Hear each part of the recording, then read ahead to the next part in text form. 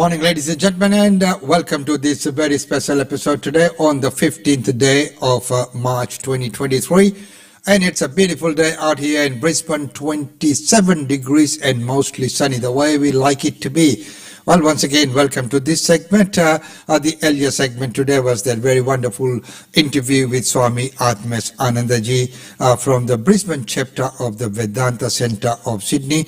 And they're holding the Harmony Festival. And it is a wonderful event, free for all. Come there this weekend and enjoy in a very harmonious manner the Harmony Festival with all the uproar and all the commotion that's happening out in the community today. This is what's really needed. So good on Vedanta Centre for holding a Harmony Day and a Harmony Day Festival. Well, in this segment we have our news update, and with the news update we will also have our daily India report. First of all, that historic AUKUS deal that's been signed, the pact that's been signed between Australia, UK and America. Where does that leave? Of course, we know the sour end of the deal has been with France, so being left out of the deal. And what about China? How is it going to affect our relationship with China? Here's that report. We've already heard China's response, the start of it anyway. There's bound to be more, saying that the US, UK and Australia are embarking on a path of error and danger. Is that what you were anticipating? What happens next? So the Australia-China relationship is obviously very complicated. They're our largest trading partner, but they're also a large security challenge in the region.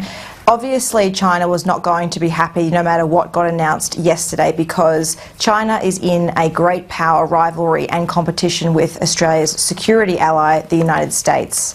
Now, China has the biggest navy in the world. Its navy is larger than the United States, and it also runs nuclear submarines. So China was always going to be upset about this, because with Australia playing now in this space of nuclear submarines, we are presenting a new type of competition for China. And look, the relationship between the US and China, of course, has been at a very low ebb, especially with the shooting down of that spy balloon over the last month. So where do you see, is it just going to be about the language that's being used? What happens? So obviously in diplomacy, foreign affairs and defence, language does matter, and how we talk to our allies and our partners as well as our competitors always matters. And we can see this new Labor government making much more headway in terms of resetting the relationship with China, which is extremely important because we really needed to de-escalate what was happening. But the truth of the matter is that countries like China and Russia are trying to change the status quo in the international system. They don't like the US-led order, and they prefer to see a different multipolar order, which is also what we see with these Russian fighter jets downing the United States drone in the Black Sea. So we're going to have this happen for the next couple of years, and AUKUS is really a response to that increasing competition. Hayley, I was going to ask you about the drone. What was your first reaction when you heard that news? It broke just before we came on air this morning. I mean, honestly, it's very concerning, because it could be an escalation in that conflict, because it could draw the United States more in.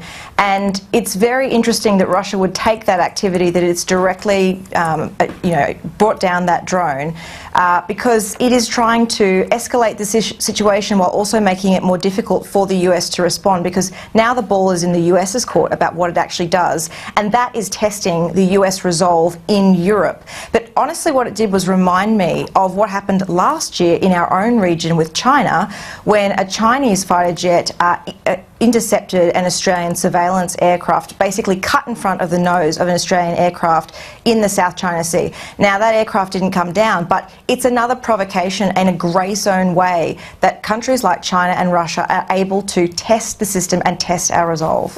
What do you say to people who are concerned that the decision by Australia to build these submarines, to show this sort of military strength, is just leading us quicker to a path of conflict? I would say, why do you secure your house when you live in a more dangerous neighbourhood?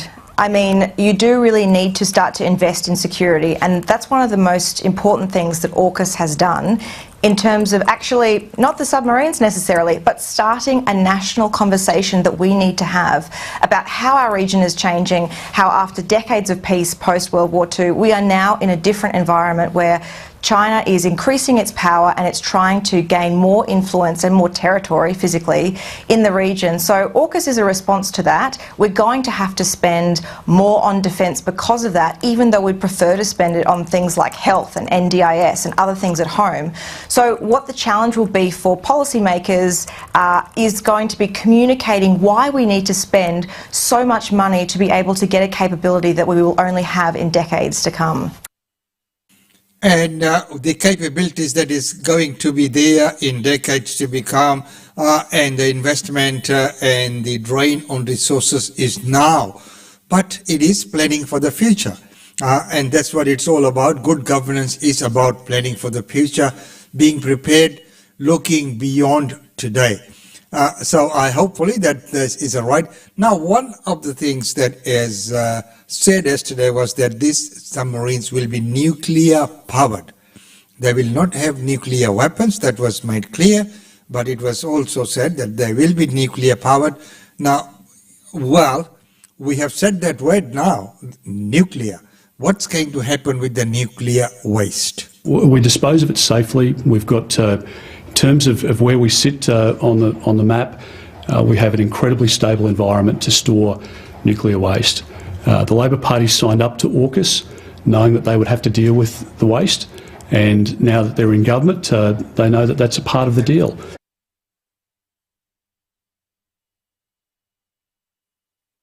There you are. It is part of the deal. Now we have to deal with it, and this is, Labor has signed on AUKUS, so though the challenges of the nuclear waste will have to be handled.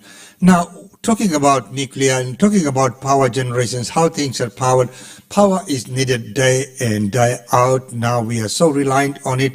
So the cost of power generation and power consumed is going to be increasing. Can you just explain, first of all, what exactly the default market offer is? Sure. So the default market offer is a safety net price. So basically we set a price each year for customers in New South Wales, South East Queensland and South Australia, and that's the maximum amount a retailer can charge customers who are on a default contract. So they tend to be the highest priced offers in the market and tend to be paid by customers who have maybe never shopped around or might have moved into a house and just used the default offer when they've moved in. Yeah, and they tend to act as a bit of a guide or a benchmark for retailers for their other offers as well. So that's why it's really important. It's not just that it applies to this 440,000 or so customers, it acts as a further guide.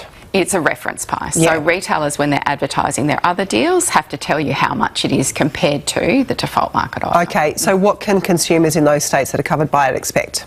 So we are seeing price rises, unfortunately, and it's a very difficult decision, obviously, to pass on price rises at a time like this.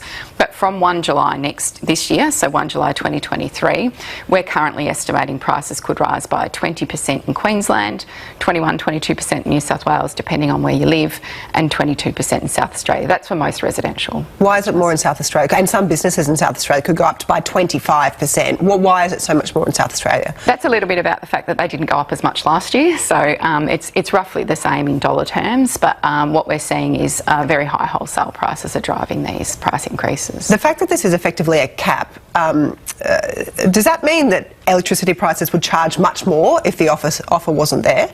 Before the default market offer was introduced, we saw electricity retailers charging much more, actually. So the way in which the default market offer was originally set, it was actually the midpoint between the market offers and what the standing offers used to be. So we have seen prices come down significantly since the introduction of the default market offer. We did see a large intervention by the federal government at the end of last year into both the electricity prices, what we're looking at today, and also the gas market as well. What effect has that had on electricity prices? Well, last September, October, we started briefing ministers on what we thought could happen to the electricity prices this year. And so we started doing estimates of what we might have been deciding today. And at that time, those estimates ranged between 35 and 50%. Most of them were between 40 and 50%.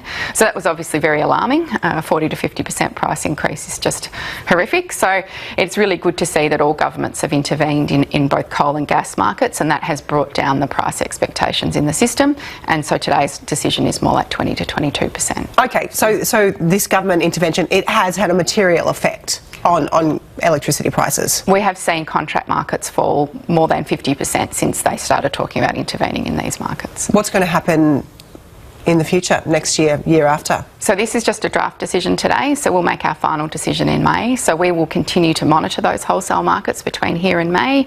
We'll update our estimates at that time, and we'll also respond to any feedback we get from stakeholders.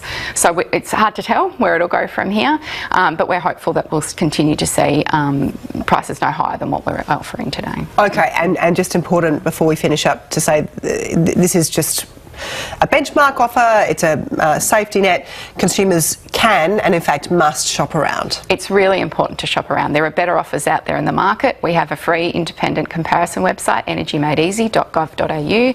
Go online, find the best offer for you. But most importantly, if customers are worried about paying their bill, they should contact their retailer. There are concessions and rebates available, and there's also things like hardship programs and payment plans that can be there to help.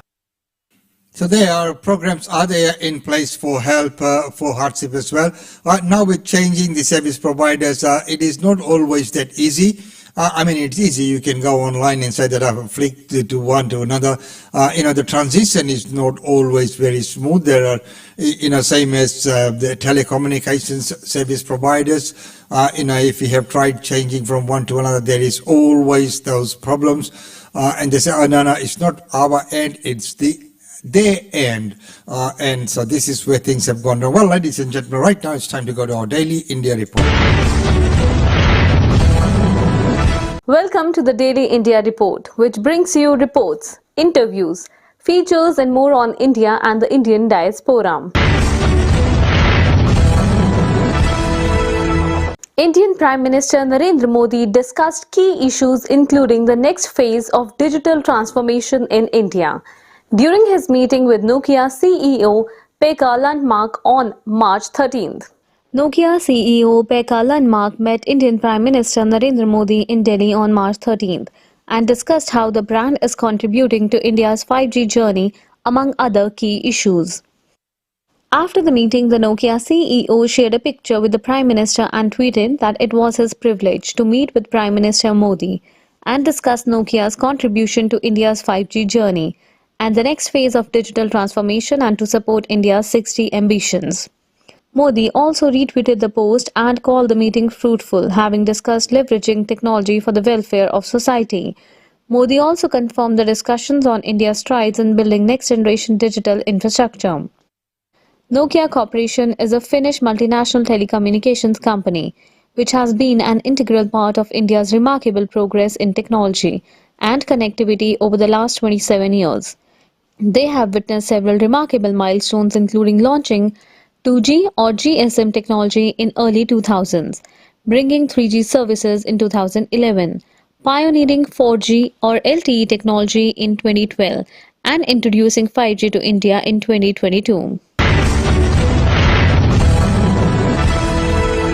Indians working in America have welcomed the Eliminating Backlogs Act of 2023, introduced by Democrat Raja Krishnamurthy. Thousands of Indians working in America have welcomed the recent bill introduced in the U.S. House of Representatives by Democrat Raja Krishnamurthy from Illinois and Republican Larry Bushon from Indiana. The bill intends to ensure that the United States is properly utilizing the employment-based visas currently allocated each year under existing federal immigration law. The Eliminating Backlogs Act of 2023 legislation would give greater flexibility to use existing allotted work visas that employers desperately need. Indians employed in the US on temporary work permits such as H-1Bs face the longest delays in getting employment-based permanent residence visas or green cards because of the per-country cap. If passed, the Eliminating Backlogs Act will benefit Indians employed in the US greatly. Congressman Krishnamurthy said, even as our country's high-skill immigration system helps us draw top talent from around the world, current law caps the number of employment-based visas available based on workers' country of origin, leaving thousands of visas that would otherwise help our economy unused. I am proud to partner with Congressman Bhushan on this legislation to end country-based discrimination in high-skill immigration, to ensure we use every allotted visa to draw skilled workers from across the globe to help strengthen our economy and create jobs, while we also continue to invest in our domestic workforce. Even though this new bill would benefit Indians in a big way, it is likely that there will be several roadblocks in its path to being passed by the House of Representatives and the Senate.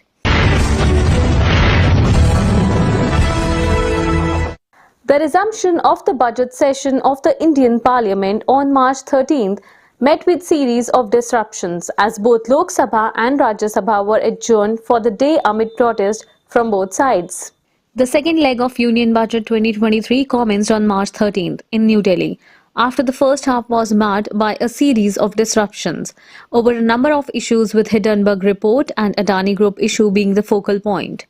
Centre's topmost priority in this session is to pass the finance bill along with a number of other pending bills. A total of 26 bills in Rajya Sabha and 9 bills in Lok Sabha are pending.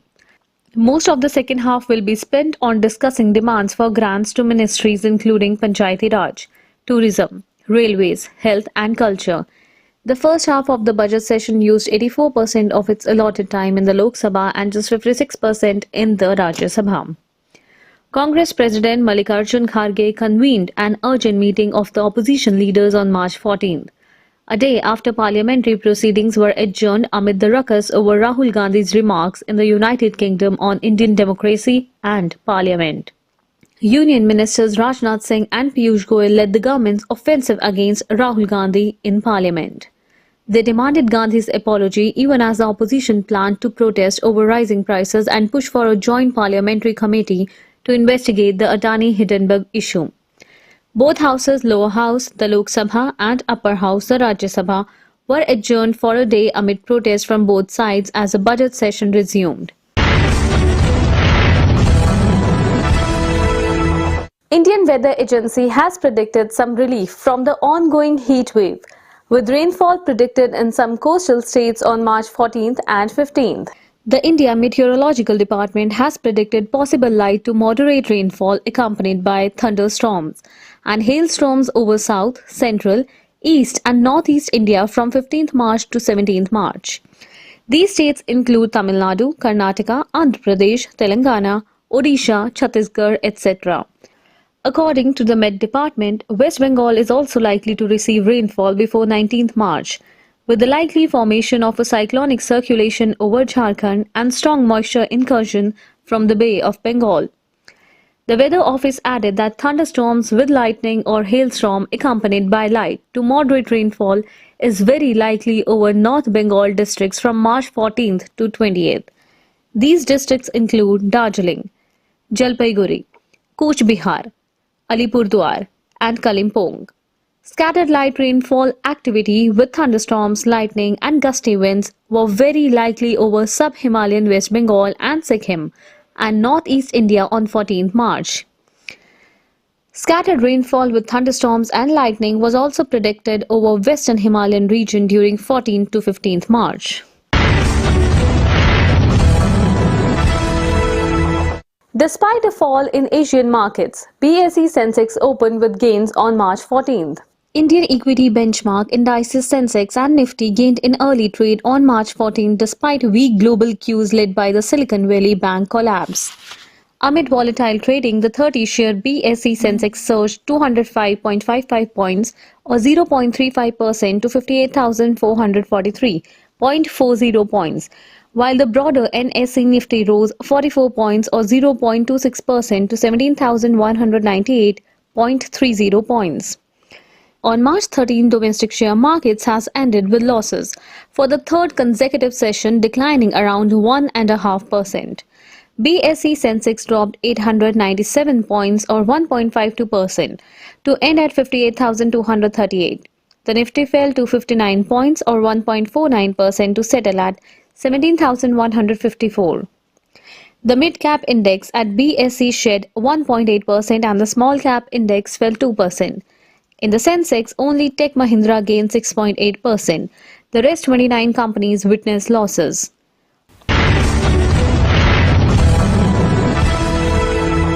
The Indian cricket team has entered the World Test Championship final and will meet Australia in the final in June. A team draw against Australia on March 13th was enough for India to qualify for the World Test Championship final, much thanks to the more exciting finish in New Zealand. The result in Ahmedabad also meant India won the 4-Test series 2-1 and reclaimed the Border Gavaskar Trophy, which it has held since 2017. The 2-1 series margin could only put India into the WTC final if Sri Lanka failed to win its 2-Test series in New Zealand 2-0. And the Kiwis managed to win the first test on the last ball in a thrilling finish at Christchurch. This meant India will face Australia again in the World Test Championship final at the Oval in London from June 7 to 11. The fifth day's play in the 4th test of the Border Gavaskar Trophy between India and Australia was a logical extension of the first 4 days. The bat continued to hold sway with Australia declaring their second innings at 175 for 2. The declaration came 10 minutes and 2 overs before the final hour. Both captains then decided to call off the match. Australia had confirmed its qualification after winning the 3rd test against India in Indore by 9 wickets. India had earlier won the first 2 tests in Nagpur by an innings and 132 runs, and in Delhi by 6 wickets to maintain its grasp on the Border Gavaskar Trophy. The trailer of Kunal Khemu's upcoming film, Kanjoos Makhi Choos, has been released. Kunal plays a middle-class man who tries to fight a corrupt system. Director Vipul Mehta has released the trailer of his upcoming film, Kanjoos Makhi Choos, that stars Kunal Khemu and Shweta Tripathi in the lead roles. हवा ही नहीं देता, अब तुमको हवा भी चाहिए? अबे ये चाइना का पंखा है, इसको ऐसा पकड़ो और जोर से ऐसा करते हिलाओ, समझे? लगेगा। Kanjoos Makhi Choos is the story of Jamna Prasad Pandey, played by Kunal Khemu, who is infamous in the entire town of Deoria, Uttar Pradesh, as a miser. His parents, Ganga Prasad Pandey, Piyush Mishra, and Saraswati Pandey, Alka Amin, wife Madhuri, Shweta Tripathi, and son Krish, are fed up with Jamna's penny-pinching habits. However, little does the family know that Jamna has been saving up to fulfill his father's long-standing wish of going on a Char Dham Yatra. But destiny played tricks, and due to heavy rains and flooding, the contact between the family breaks while on Char Dham Yatra. Upset that he has been cheated even for compensation money, Jamna decides to fight back against an illicit system. But can a powerless, undermined middle-class person win against a powerful, corrupt system?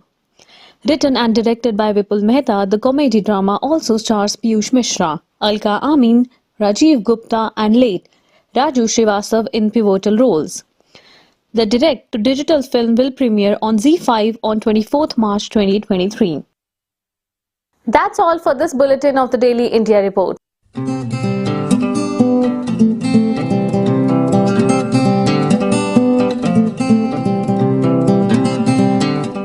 And thank you very much, Simran, for that report. So, ladies and gentlemen, I'd once again like to, remind you all about the Harmony Day Festival happening this Saturday, 10 a.m. till 2 p.m. at the Vedanta Centre of Brisbane, at the Vedanta Drive behind 2 Poppy Crescent in Springfield. It's a free event, open to all. Lots of activities happening there from 10 a.m. till 2 p.m. We'd love to see you all there. So, ladies and gentlemen, with that, it's time to say goodbye from this segment. Until tomorrow, when we will see you again, we will say goodbye.